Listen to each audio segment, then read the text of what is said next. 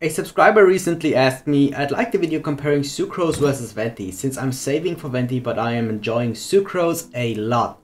And I'm like, sure. What is up guys, name is Ray and welcome to another Genshin Impact video. Since the release of Genshin Impact, Sucrose is till this day one of the most enjoyable characters for me, and today we want to kinda compare Sucrose to Venti, but not really. I was actually thinking about this quite a lot since I do not own a Venti on my main account to do a direct comparison in combat. I think that it doesn't really make sense, because I want to individually give Sucrose a chance to be shown off as a strong character. So right off the bat, Sucrose is often stated as mini Venti, and it is kinda true. She does group and provide CC in a smaller radius with her abilities like Venti does. But Venti is said to be the best character in the game. So how can a cute shy girl like Sucrose that is only a 4-star character be able to even compete to the Anemo Archon?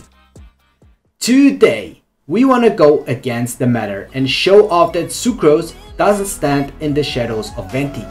We want to sell Sucrose as the best Anemo character in the game in this video. Actually, just kidding. But I want to show off that she has different capabilities, and to make it a thrilling competition, we want to take a look on Sucrose at Constellation 6. Sucrose does heavily scale with her constellations, especially the first two are needed to have at least a chance to be compared to Venti. So as long as Sucrose is not at least Constellation 2, I wouldn't build her honestly. Now it is important to have a good understanding of Sucrose's whole kit, since you have to combine everything together to make her work as a very strong character. She has some flaws, which doesn't necessarily mean she is bad, because they can be fixed somehow. If we would watch Sucrose and Venti's skills separately, Sucrose would lose even on Constellation 6, because individually Venti's skills are way better. He has 5-star stats, his E has 2 options, press and hold, he has higher multipliers at both options, a bigger radius, provides safe and easy to use crowd control and helps with traveling. His elemental burst is the strongest in the game since it is so easy to use and provides so much control on the field. Sucrose on the other hand has low stats even for a 4-star. Her E and Q have lower multipliers, a lower radius and higher cooldowns. So yeah, just by that, Sucrose already lost to Venti. End of the video. But we didn't even start. At the beginning of the video, I was especially focusing on characters that are overlooked, try to find ways to make them work. It is not a mystery anymore that Sucrose's strength relies in elemental mastery sharing or elemental mastery in general, thanks to Catalyst Conversion and Molus Favonius. Basically, that means that you want to focus more on teams with elemental reactions, specific combos when you use Sucrose, while Venti is more splashable character, you want to take control of the field. You really only want to use his elemental burst in combat, and he works like an automatic mixer that makes the smoothie for you and you only have to drink it.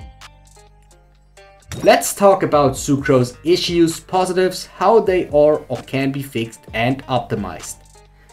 Generally, she has low base stats even for a 4-star character, but because her ascension stat is a Nemo damage bonus, this is not so much of an issue. But also this means you have to heavily invest in Sucrose to make her work as a strong character.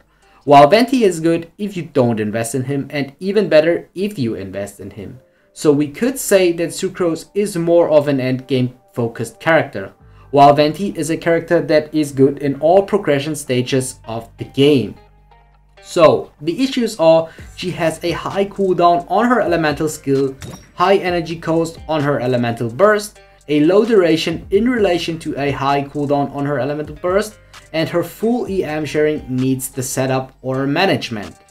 The positive sides are that her auto attacks are dealing Anemo damage, she is the fastest swirl applier in the game, she can apply swirl multiple times very fast because she can use her abilities and chain her auto attacks on that, and her constellations fixes her biggest issues partly. Now, let's see what will be automatically fixed when you get constellations on her.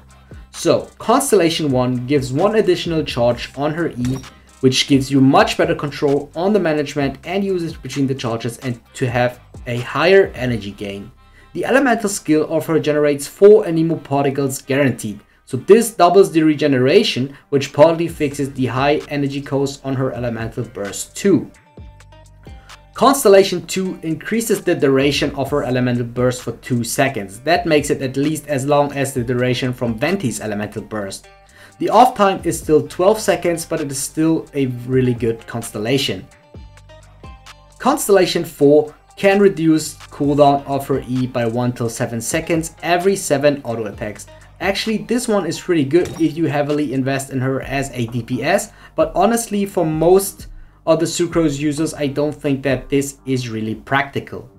Constellation 6 is huge. It boosts elemental damage of the team by 20% for the element that the Q absorb. So in addition to all of that, you can use the sacrificial fragments, Sucrose best in slot weapon at least for support.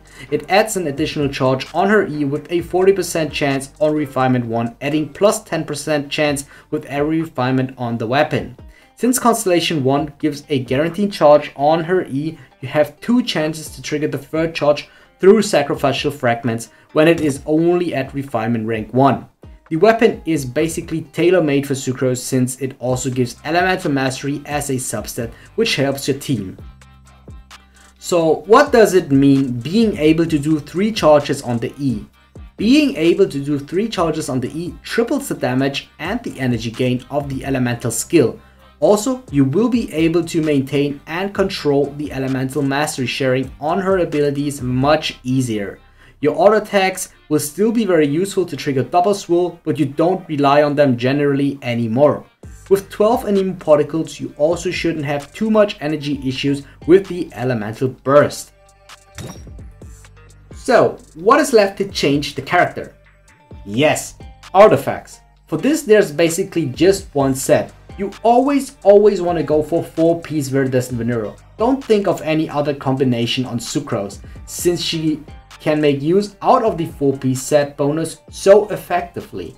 For subsets, depending on which role you want to focus, you go Elemental Mastery only on support Sucrose on all possible pieces.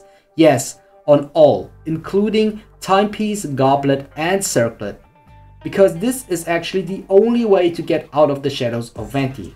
Sucrose doesn't do the same like Venti if you build her properly, because you want to focus way more on elemental reactions with elemental mastery sharing, not so much on the actual damage of Sucrose as well as swirling and mixing.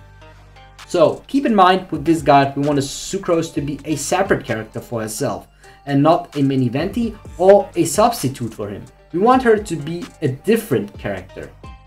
She goes especially well with Klee since she can gather bombs of Klee and decrease the elemental resistance, which, and that is important, Venti can't do. She also works really good on a burst comp with Mona and Bennett. So lastly, Sucrose possibly can be a main DPS, which sounds a bit strange since I just mentioned that she doesn't have to do damage. That's only if you want to be a support and EM sharing master. As a main DPS she can be insane, but it is way harder to build than support.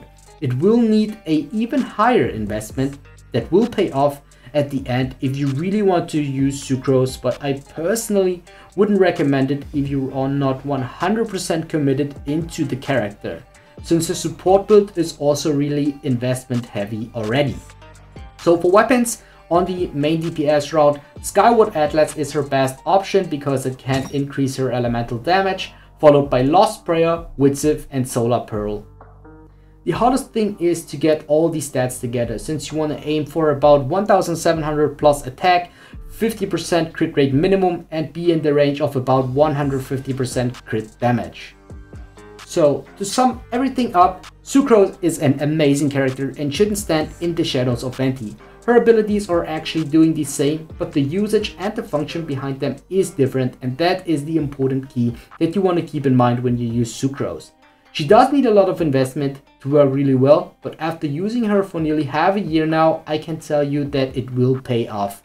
She's not only super useful, but also very fun, since she makes team comps very refreshing. With that being said, I hope you guys did enjoy today's video.